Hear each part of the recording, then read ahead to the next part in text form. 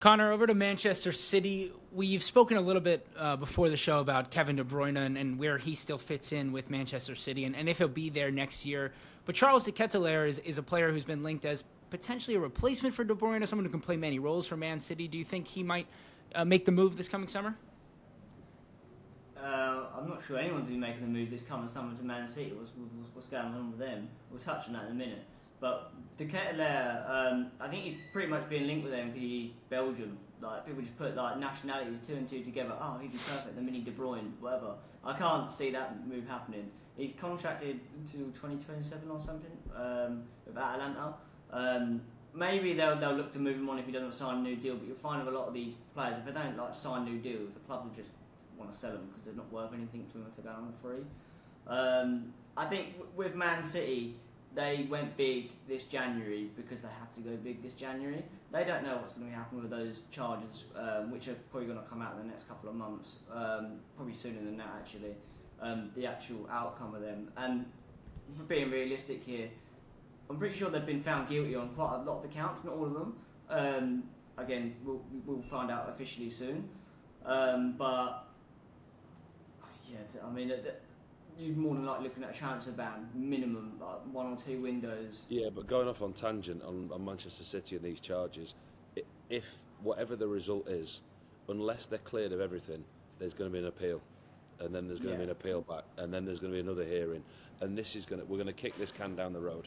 Whatever happens, unless they're immediately cleared of everything, there's going to be no out-and-out definitive answer. The headlines will break when the decision's made. They've had this charge, that charge, or they've not been charged with anything, and everyone think, oh, that's the end of it. It's not the end of it, because then Manchester City will appeal, and this can will get kicked down the road for a long, long time. So Manchester City, like we said in January, they've signed a lot of players in January.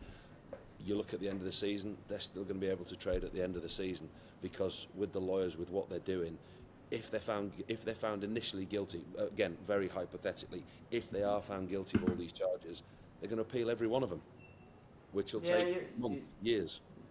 You're right. I'm pretty sure like a lot of the stuff like we're pretty much guaranteed to get charged on is like the what is it when they, I can't remember the exact words to it, is when they like avoid showing them the accounts and stuff like that. Well, two of the charges they've admitted to. There you go then. They're obviously going to get done for a few of them. There are so many of them, like, come on. But it depends on the punishment. Like, people talk about relegation. I can't see that happening. That's just unrealistic.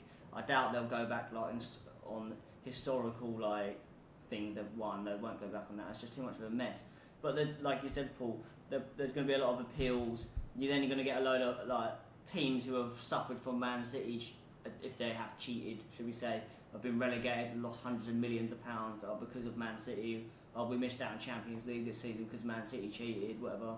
I'm not saying they cheated, but for the purpose of if they were. So there's going to be absolute can of worms to open, and you see a lot of PR in the sphere anyway, like the media, like you say like, oh, Man City have scored a win against the Premier League. Absolute nonsense. Half of it you read pop into it. It's not. There's no win scored at all. It's just certain journalists, and you know which ones are briefed first because it's always the same ones. Just saying like, oh, Man City have scored a win, whatever, and it's nonsense. We'll see when it comes out properly, but they spent a lot in January. I don't think they've got ridiculous wiggle room to go and do that again anytime soon. And Paul, we've spoken a lot about obviously attacking midfielders, but Nico Paz is maybe one more for the future, more along the lines of the Kusanov signing from this January. Could he be a player that Pep would want to bring in this summer, or does that not make sense? They need to start buying talent for now with the current form that they're in. Well, that Husanov is the prime example of that. Paid 40 million for him, and he looks a little bit like a rabbit in the headlights. His debut wasn't great. Don't think he's ever recovered from that. Husanov, saw him last night in the Bernabeu up against Vinicius and Mbappe, and he looked completely out of place. I think what you're buying with Husanov, you're buying potential. I've got no qualms about the quality that he's got, and you look at him physically as a player, the way that he deals with the ball, the way he reads a game defensively. Yeah, very good, and the potential's there. But what you're buying is potential. You look at the amount. Look at where Kusanov was 2 years ago.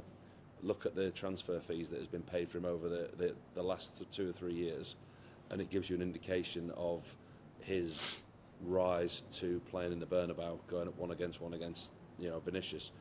I thought maybe that was an error from Pep. In all honesty, you don't put him out there, leave him that exposed.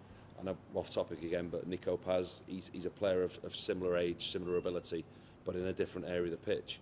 20-year-old, he's got one cap for Argentina. I think he was in the squad in the summer, wasn't he, for the major tournament. He was in the Argentina squad playing in Serie A. He's going to cost around 20 million.